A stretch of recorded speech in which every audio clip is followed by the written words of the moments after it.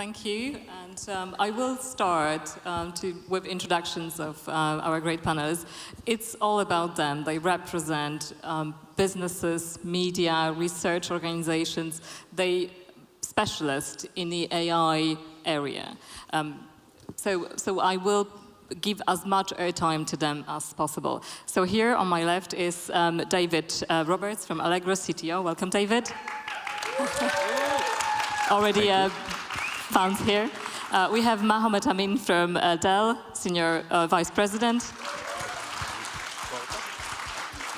Tomasz Grabowski from Agora.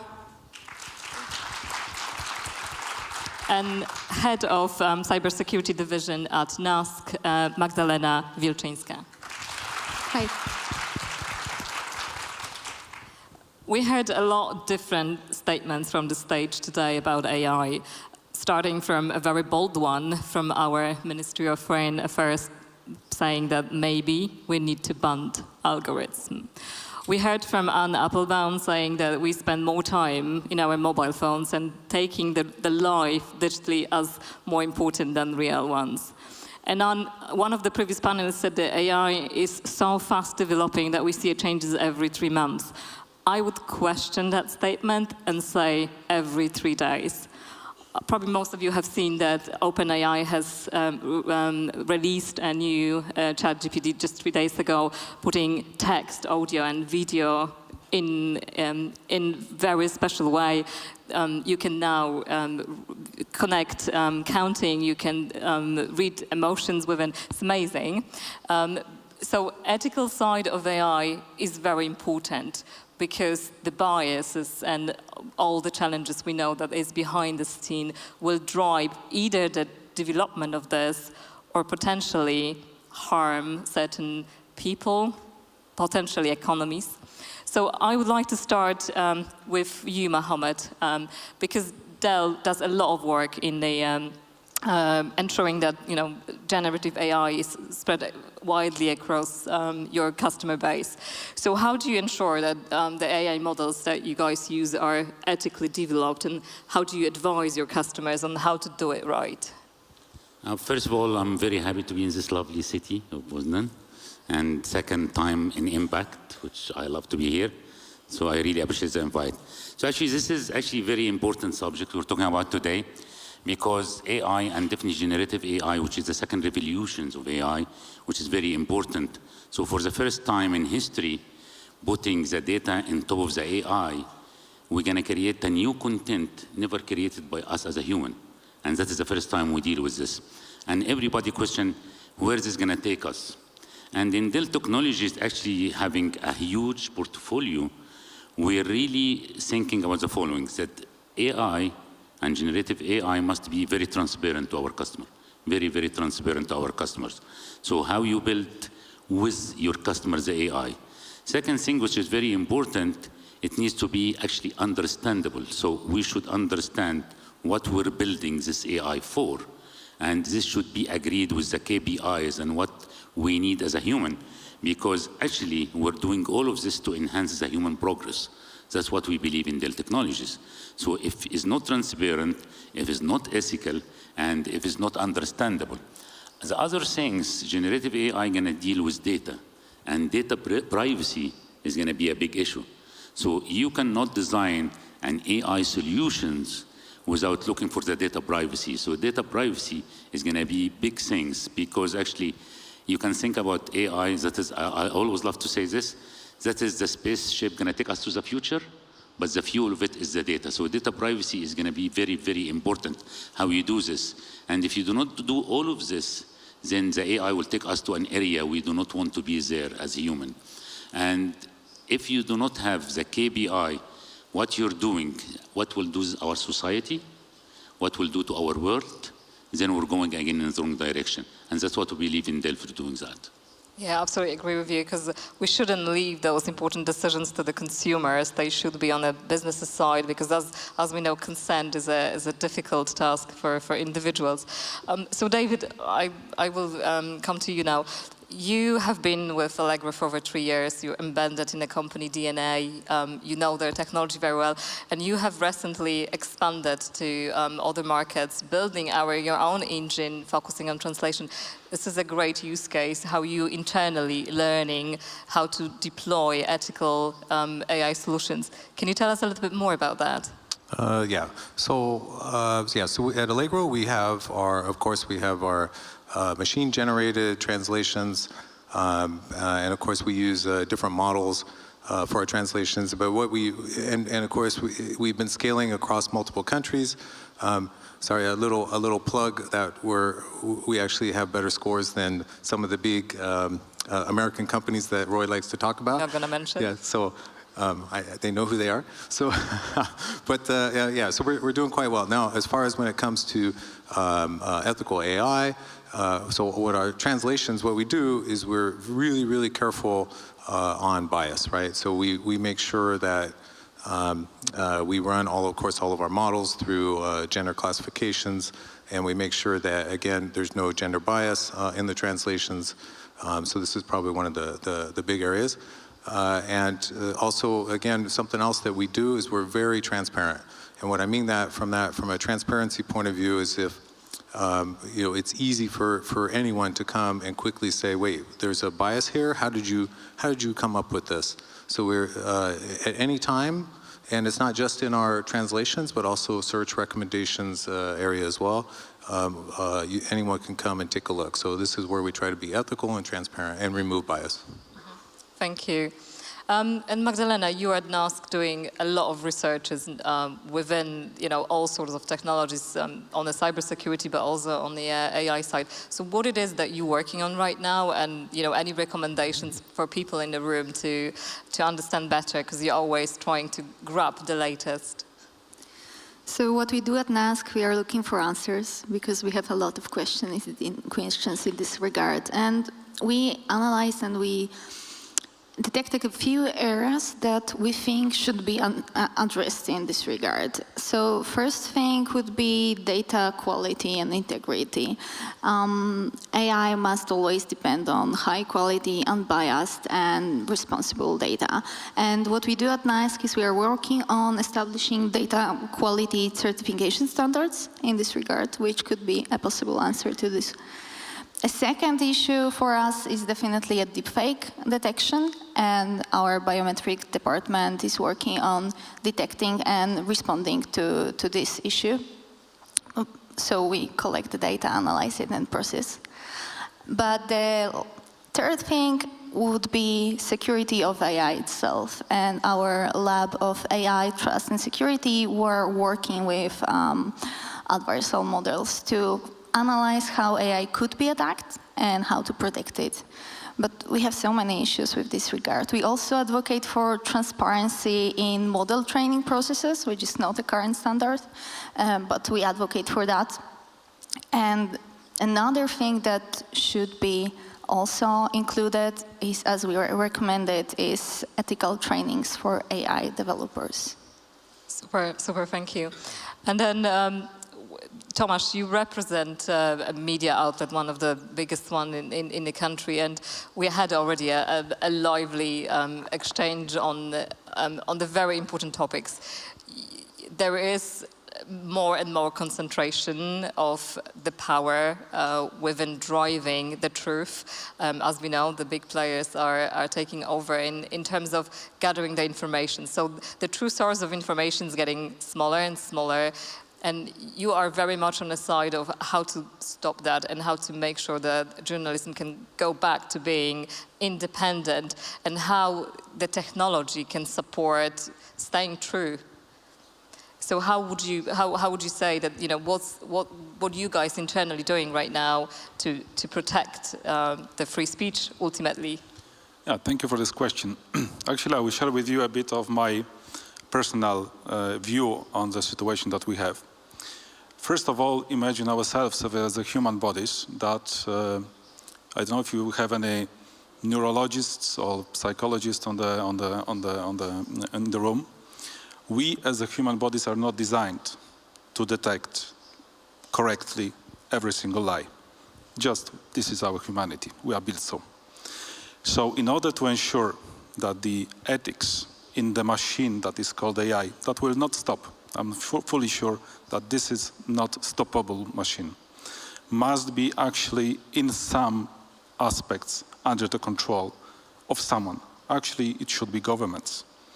And imagine the situation where we, as the media company, we are obliged from the law perspective, from the media law perspective, from the journalist perspective that are obliged to also be in line with the journalist law, to produce the content, the facts, the information, the opinions that are correct, that are checked, that are proved.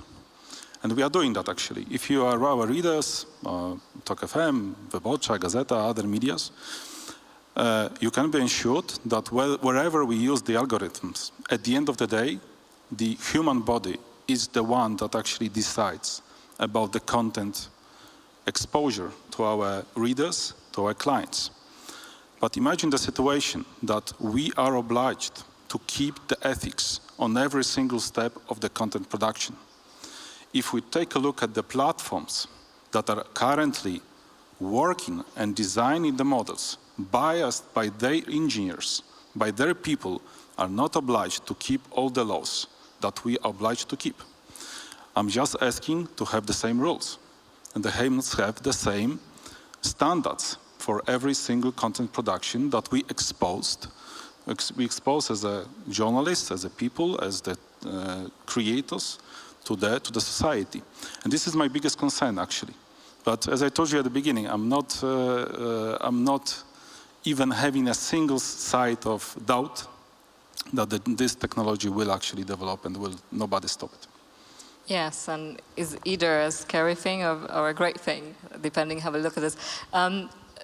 Mohammed, I will come back to you because you're doing a lot of implementations. You're talking to a lot of customers. What do you see, and do they take your advice in implementing right solutions? Do they listen? Because we know again that on the side of being right, there's a lot of points of view. We discussed that. But what would you say is important when you talk to your customers? What they're asking for, and do they take the advice on staying true to those implementations? Not all of them are good boys.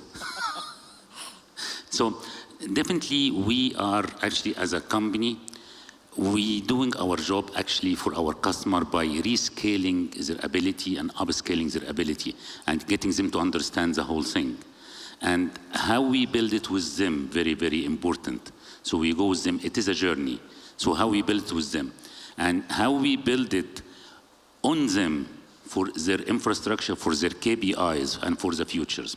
And we should not actually forget that we're building the infrastructure for AI to manage the AI applications. Because everybody's talking about AI, but AI eventually about the used case. Where are we going to use the AI? And actually, when you think about the whole infrastructure, you need to think about the AI and you need to think about the digital transformation while you're doing the AI. So you need to build it with them. It's a journey. Actually, I'm a big fan of digital transformation as well. So if I may say one word, the statistics saying by 2030, 50% of the global GDP is going to be a digital GDP. Yeah. And in my mind, this goes hand in hand with AI. And in a matter of fact, so many of our customers, some of them are resisting the change, okay? And same people that resist the internet 25 years ago and said, this is only for professionals, the same people are resisting today. So how you build it with them is a journey, how you build it for their application, and while you're managing a classical application and an AI application on the same platform, gonna be very important to take them to the journey for the futures. And eventually, as we talked before, the ethics and the compliance of this, I agree with my friend as well, how we build these things. I'm not going to be that conservative, but we're going to be like moderate on this a little bit. Okay. And then, David, maybe we can bring an elephant in the room. In a latest World Economic Forum stats talks about, a huge displacement about AI jobs, but bringing even more. You have been a leader in technology for a long time. What would you say, what do you have a program internally at Allegro, and what would you say, how do you look at that? Because it's a huge workforce that you need to prepare for. Yeah, so, okay, I know a lot of people may be scared, but I'm super excited. Yeah, maybe that's because I'm a builder technologist, but I see this as the next revolution, in a sense, a data revolution.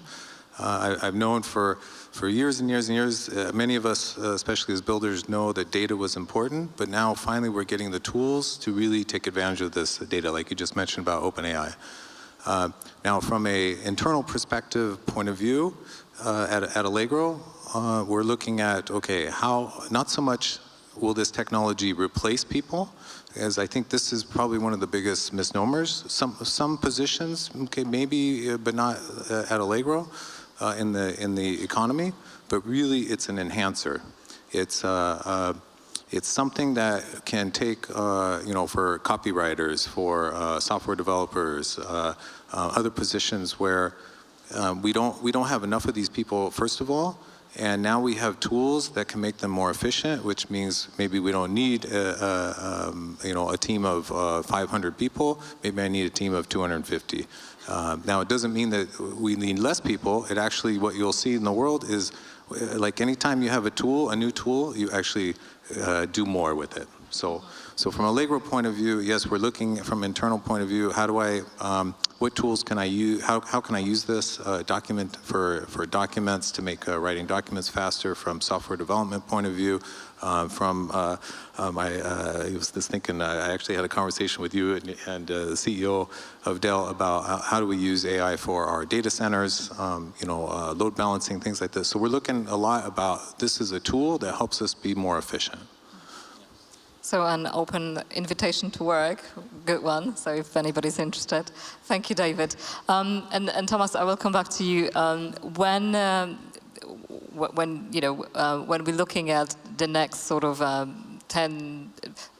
10 months or 12 months in a run of AI development, what do you think will be the most important thing from your perspective to protect the ethical side of it? Because we know we went from the phase of discovery to, let's say, a little bit of implementations, and now regulatory work starts. We have an AI Act, we had AI Safety Summit in UK last year.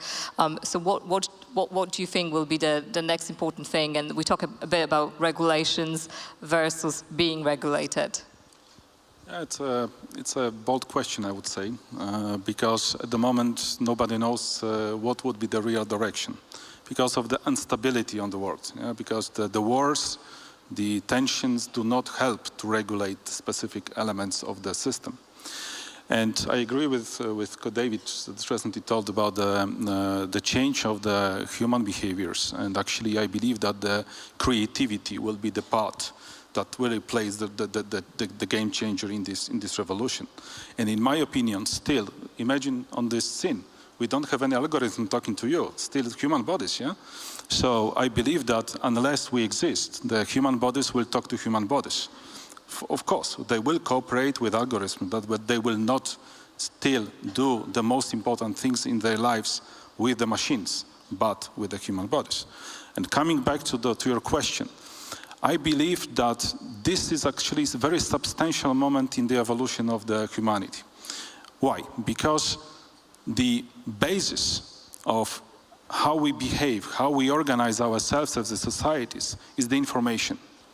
Imagine that today we, for purpose or not, I cannot judge on this, but we are limiting the number of channels, the elements that actually produce the content, produce the information, produce the facts.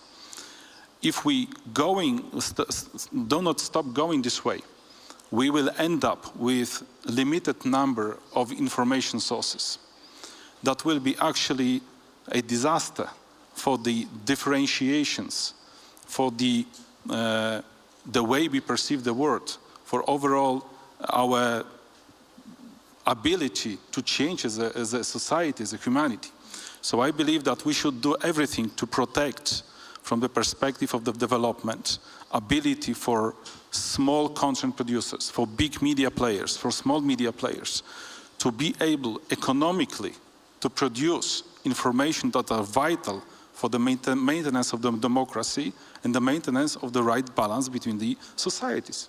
This is absolutely crucial. How we don't gonna do that? We got 20 minutes, so it's Sure. not a topic for today, but for me, that's the most important topic. Yeah? Thank you. You're right.